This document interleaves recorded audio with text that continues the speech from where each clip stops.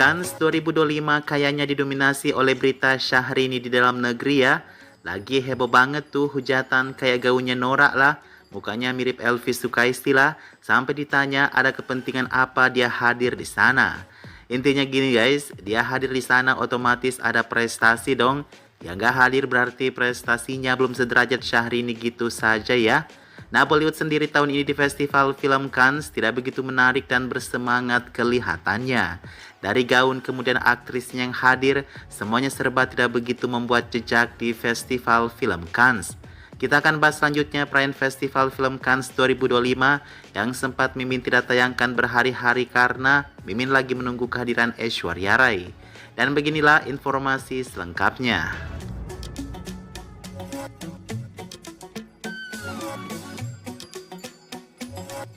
Pertama kita ke aktris yang paling duluan hadir di festival film tersebut ada Urvashi Rotela.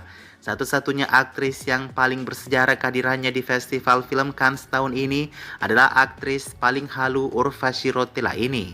Di hari pertama meski ia sempat dinyinyir dibalas halu oleh netizen, kita tidak bisa menutup fakta kalau memang penampilannya cantik dan super unik gaunnya dari yang lain.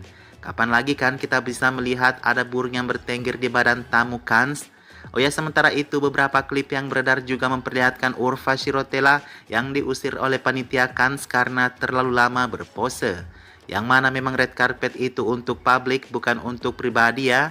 Makanya ada durasi yang perlu diperhatikan lagi oleh Urvashi besok-besok kalau lagi ke Cannes kembali. Atau mungkinkah dia terlena karena terlalu bangga hadir di sana ya guys? Yang kedua yang paling ikonik dari penampilan Urvashi di hari kedua festival film tersebut, gaunnya robek di bagian keteknya. Waktu Mimin lihat video ini, Mimin sempat malu dan tertawa bagaimana ia dan timnya tidak menyadari hal itu. Dan sekarang Urvashi dan ketek bolongnya sudah terlanjur direkam oleh kamera media asing. Mimin juga berpikir mungkin ini adalah salah satu taktik bagi Urvashi Rotela dan timnya lagi supaya namanya menjadi perbincangan di festival film tersebut. Yakin sih 100%, kalau kamu gimana?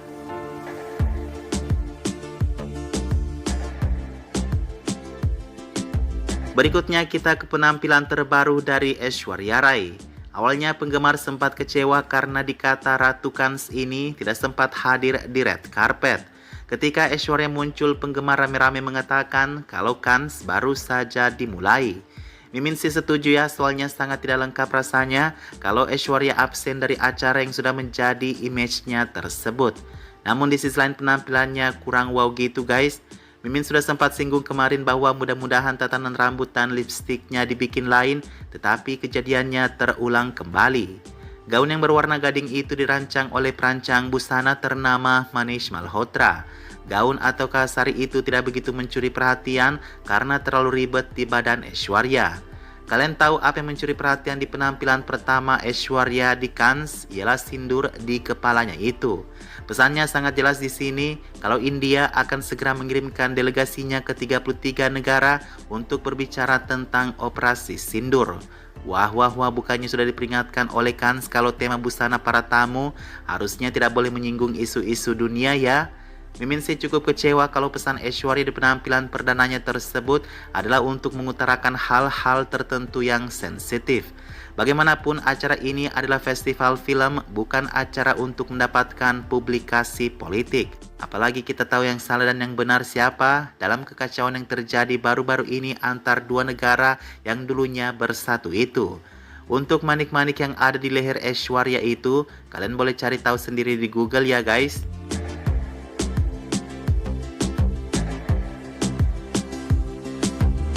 Viral dan kontroversi penampilan selebritas Nancy Tyagi di Cannes 2025. Di antara para selebritas India menghiasi karpet merah tahun ini, sosok yang paling ditunggu-tunggu tentu saja adalah Nancy Tyagi, yang menjadi terkenal setelah mengenakan pakaian cantik buatannya sendiri di Cannes 2024. Dan tahun 2025 ini, dia hadir lagi dengan konon gaun rancangannya sendiri. Kostum ini diklaim oleh Nancy bahwa ini adalah buatannya sendiri. Namun saat netizen mengapresiasi besar penampilannya tersebut, penyanyi Neha Bhasin membagikan gaun yang sama saat ia tampil bernyanyi. Gaunnya mirip dan mulai deh netizen merasa dibohongi oleh Nancy. Setelah isu tersebut menjadi sorotan, seorang kritikus fashion bernama Diet Sabia mengatakan bahwa pelopor gaun bergaya korset rantai Nancy itu berasal dari merek bernama The Blondes, dan pemiliknya memberitahu bahwa Nancy Tiagi tidak menjiplaknya, melainkan mengambilnya dari mereka namun tidak memberikan kredit kepada merek mereka. Pokoknya saya tidak ingat lagi moral ceritanya sekarang, kata Diet Sabia, tapi kisah dan kerja keras Nancy itu valid dan tidak ada yang bisa menguranginya. Ya, kalau begitu ceritanya, jangan mengklaim kalau itu adalah rancangan dan ide originalmu ya. Harusnya mengatakan terinspirasi dari siapa gitu kan guys.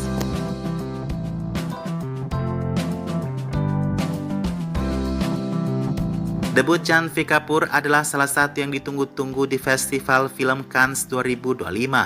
Kebetulan tahun ini filmnya diputar di Cannes, Janhvi berkesempatan jadi tamu pemutaran filmnya sendiri. Red carpet dibuat melongo juga oleh kehadiran Janhvi Kapoor. Janhvi yang mengenakan gaun pink bermutiara itu ia dedikasikan kepada ibunya Sridevi, yang dikenal sebagai aktris yang sangat fashionable dan identik dengan mutiara-mutiara. Namun di sisi lain netizen membandingkan penampilan Janhvi itu dengan penampilan Aishwarya di film Jeans tahun 1998. Mungkin sekilas mirip sih, hanya karena mutiara yang dikalungkan itu ya. Janhvi tampil sangat memukau meskipun bukan menjadi penarik perhatian teratas di Red Carpet Cannes 2025. Sebenarnya Janhvi bisa saja lebih mewah dari ini. Cuman ya, memang sepertinya nampak mati rasa Bollywood kali ini di Red Carpet Cannes guys. BTW Janhvi ditemani oleh Ishan Khater, juga Karan Johar serta Vishal Jetwa hadir di festival film tersebut.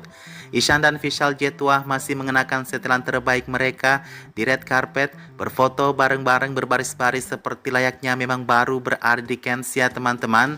Karan Johar sendiri mengenakan kostum hitam putih yang elegan, tetapi hanya tidak tersoroti di kamera red carpet. Dan benar kata Mimin kemarin, tim film Karan Johar benar-benar datang satu batalion ke festival film itu. Ramai banget kalau kalian bisa lihat tuh guys.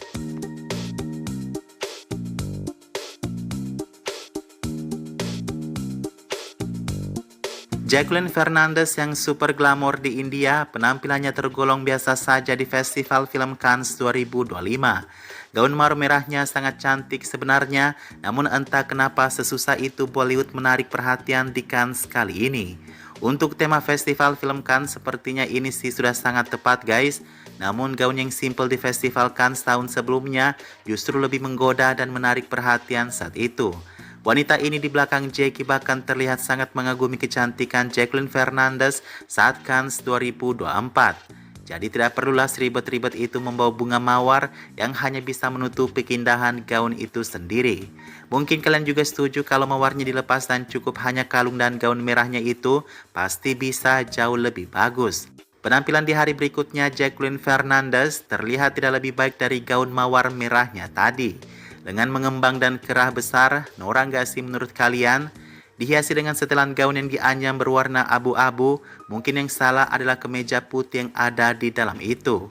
Kalau saja kemeja putih itu diganti dengan kain fit body, pasti bakal cocok banget dengan style rambut Jackie di sana. Daripada kayak gitu seperti halnya Jackie adalah staf hotel di Festival Cannes ya.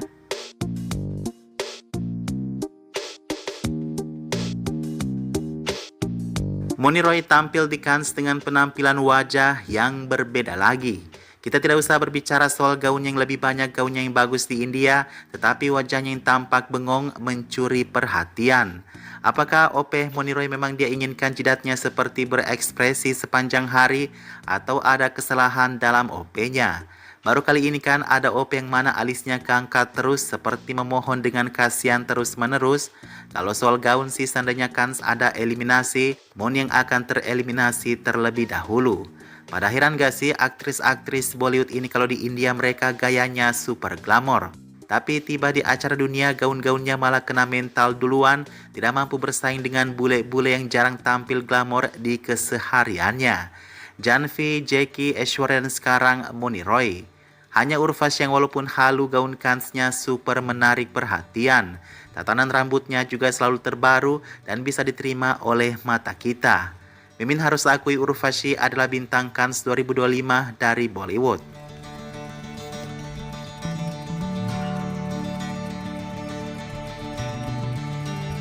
Nah, kalau untuk nenek-nenek seperti Sharmila Tagore, Simi Garewal, tidak ada tuntutan untuk tampil aneh-aneh di red carpet sih ya teman-teman. Sesuai umur saja, kedua aktris lawas ini sudah berhasil tampil baik di festival film tersebut. Sharmila dengan sari hijau tuanya, Simi dengan gaun putih yang selalu putih di acara manapun. Sharmila ditemani oleh putrinya Sabah Ali Khan. Dia tidak tampil di red carpet, tetapi Sabah jauh lebih baik dan keren sarinya dibandingkan beberapa aktris di atas tadi itu. Warna dan detail sari punya Sabah sangat cocok ditampilkan di pusat red carpet Cannes. Nitanshi Goel mungkin menjadi yang termuda di festival film tersebut. Gaun hitam yang indah itu dirusak oleh kurungan ayam di dalam gaun itu. Kurungan ayam kah atau payung di sana sangat mengganggu penampilan Nitanshi Goel. Ini sih cocoknya dipakai di Met Gala guys. Tapi penampilan keduanya benar-benar luar biasa nih. Ini adalah puncak karya seorang desainer yang tampil sangat baik di festival dunia seperti ini. Rambutnya, sarinya sangat modern semua sehingga membuat orang-orang terpana dengan penampilan Nitanshi Goel. Nitanshi menjadi aktris India termuda yang tampil di Cannes di usia 17 tahun.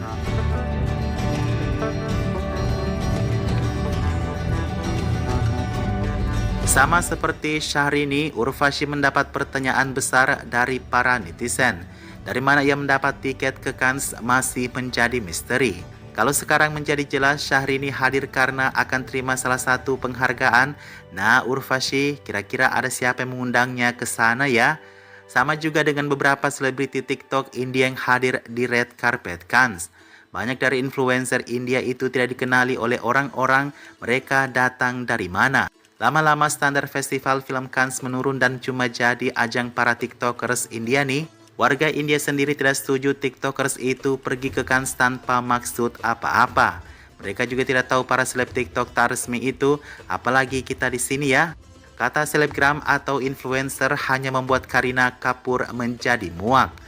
Baru-baru ini Kareena menjadi viral ketika ia mendengar kata influencer yang memutarkan kepalanya lalu berekspresi seperti merendahkan influencer. Kali ini Mimin setuju guys, untuk apa sih influencer itu rame-rame ke Cannes hanya untuk mengklik gambar di red carpet. Ini acara dunia loh, bukan acara Vrindavan kan? Mana satu influencer bawa satu gerombolan besar lagi? Aduh, lama-lama Cannes penuh orang-orang Vrindavan tuh guys.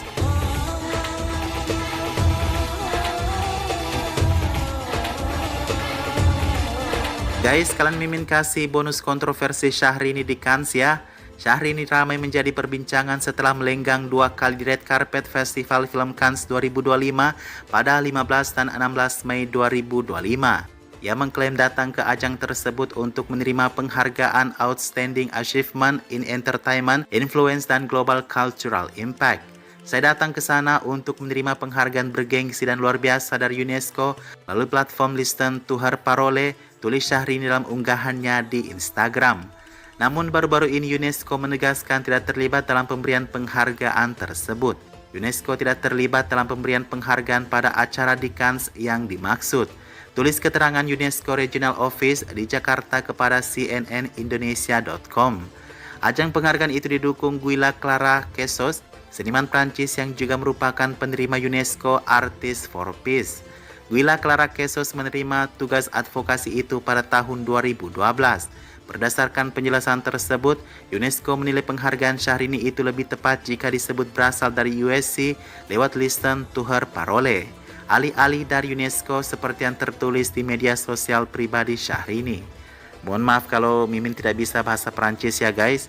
Sebenarnya ribet sih ngomongnya, mending UNESCO saja kan. Yang ngasih hadiah juga berasal dari UNESCO kok guys. Tapi terserahlah, namanya berita Indonesia tidak heboh kalau tidak mencari kesalahan seseorang.